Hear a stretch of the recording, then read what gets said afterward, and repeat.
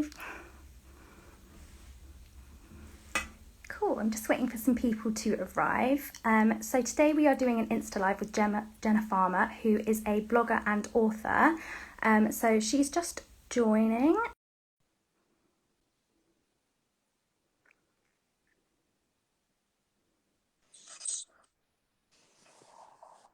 Hi, can you see me okay? Yes, I can see you. Hello, how are you? Great. Fine, thank you. Good. Cool. Well, thank you very much for joining us today. I No was just problem. saying that you are Jenna, and you Yeah. have a blog, and you are an author, and you talk about all things gut health, and how your sort of gut issues have sort of shaped what you do now. So you're a very, very busy lady. So why don't you tell us a little bit about the sort of different blogs that you have, and sort of everything that you cover? Yeah, so I have a few different blogs. My main blog, which is what I talk about on this Instagram, is about my journey with Crohn's disease and gut health. And just kind of being gluten free and just all the navigation of living with a chronic illness, really. Yeah. My second blog is about called the Blog Lancer, and that's just advice for people who, like me, are perhaps going into freelancing or going into blogging and kind of need advice with that. And then my third blog, I definitely need some sort of addiction therapy for blogging, is called Maternity, and that's my newest venture, just about being a mom. Really, since having my son, I just wanted to have a place to talk about how hard it was, and that's what that site's about. Yeah, I mean, it's nice that all three of the things that you talk about do sort of need that community of supportive people who Yeah. do similar things, and you can sort of talk to them and sort of learn tips and tricks off each other. Um, Yeah.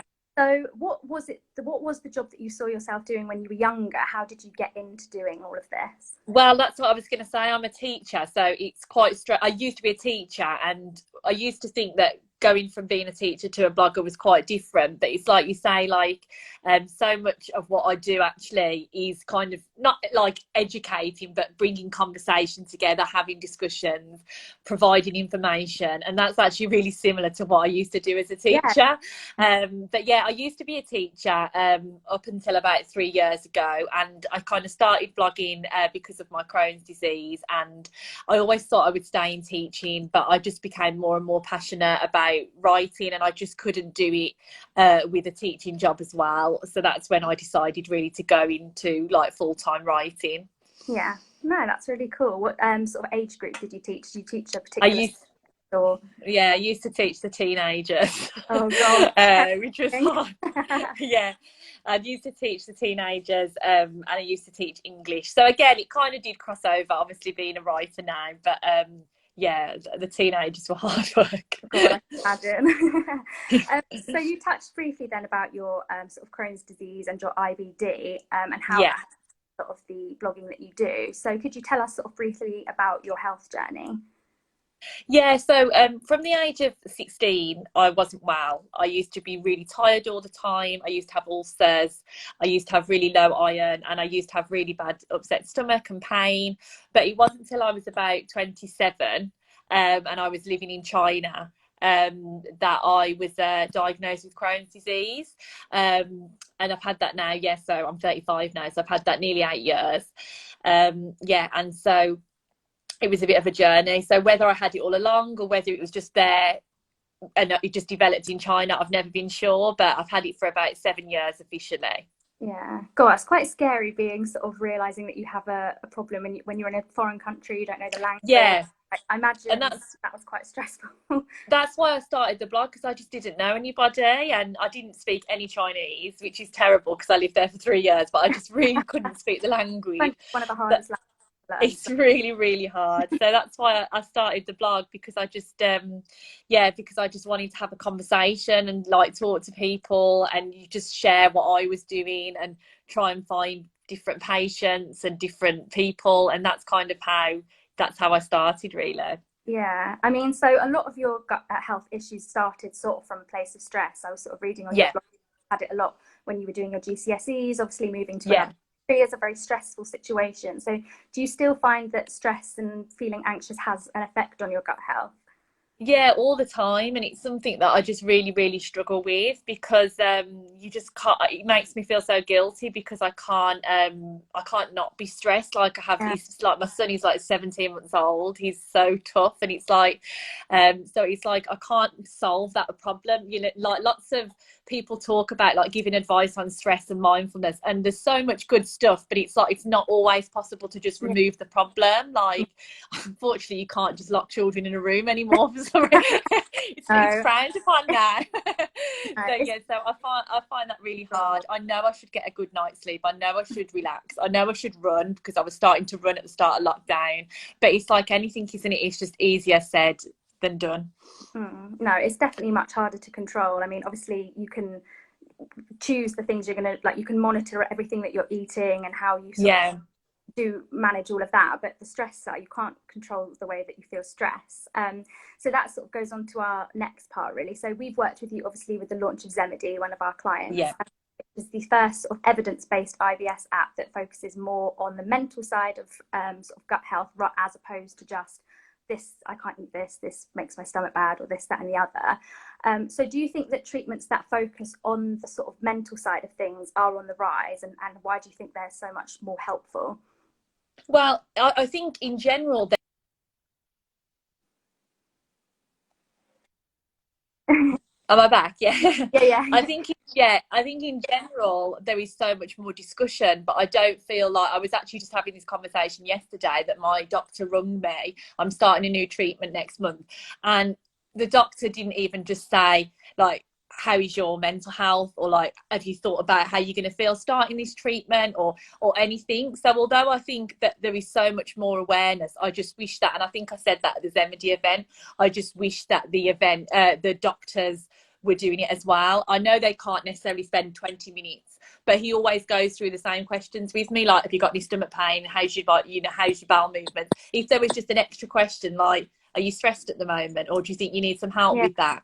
I just think that would be massively helpful. But I mean, the app like Zemedy, I use it almost every day, and I think it's great that there's so much support out there that you can do at home without yeah, having to access, counsellors and things like that. But I just wish that it was embedded into conversations with doctors rather than it it's being an definitely, afterthought. I think, is being monitored now with a lot of mental health Yeah, things. Like, it is something, it's a conversation that's starting, which is really good. yeah, yeah. But so sort of, you said about the treatments that you use on it. So which parts of the like that app do you find the most helpful? So I used to do the 10-minute like hypnotherapy that was gut directed. I used to do that every evening. I've got out of the habit, but I need to start getting back in the habit. But my husband used to be like, "Oh God, is it the hypnotherapy again?" So I put it in before we go to bed. He's like, "Who? Why is this man talking to us as we go to sleep?" But I just found it so helpful. But the flare mode was just like an absolute lifesaver because it's just 3 minutes. So again, having a toddler, obviously I can't necessarily say, right, I'm just going to have 15 minutes now. Can you entertain yourself? But those Yeah, 3 minutes where it's just like breathe in, breathe out, and I still do that a lot to just because sometimes you don't realize just how helpful that can be just to take yeah, a minute. yeah, definitely. So, sort of lastly, what would you say to someone who's watching who maybe feels that their gut health isn't normal, especially with like lockdown and all of the stress that's obviously come with this year? What would your sort of words of advice be to them? Like, if they're sort of feeling like maybe things aren't quite normal, what would your sort of tip be to sort of take the next steps? I mean, my first step, and again, one thing that I thought was really good about the Zemedy app is that it guides you through getting that diagnosis. And if you follow me on Instagram, that is just something I'm so passionate about, that people don't get a proper diagnosis.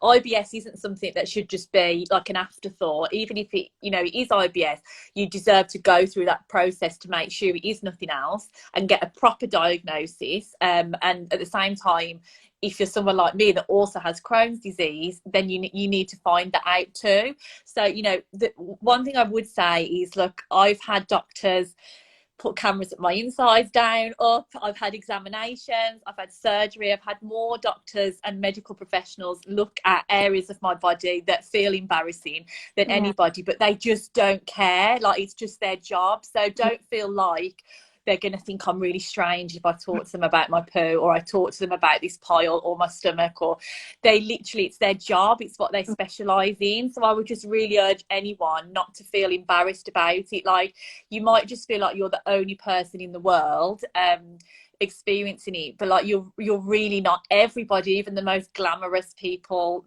on Instagram, celebrities, you know, go through these issues. And I think if people could understand that, it would really help people reaching out, getting that diagnosis. And that's why I say that I think that's great on the app, that you don't just go straight into the IBS practices, that you go through that process with them as well. Yeah, and of course, if anyone does sort of have any inklings or worries, they can obviously go and follow you on your Instagram, your blog. You've obviously talked so much about it, so if anyone's sort of feeling that, who's watching, then feel free to go over to Jenna's page. We'll just finish it off. I think we've got a question. Someone likes the comment about laughing at locking your kids in a room. Someone has asked, what is the best way to monitor what foods trigger you? Well, I mean, that is really difficult, to be honest. There's a few different ways. Like, it depends on what. There is obviously some apps that you can do. You can do it. Can you do it in the Zemedy app still? That you can put your. I can't remember if you can put your food in. I know if you can track your symptoms. Yeah. Can I you think put food you in some some? things like next to the bits where you have to pair up, you can note, obviously, have this today. So you can use obviously apps or most helpful. So app, like I said, if you're just not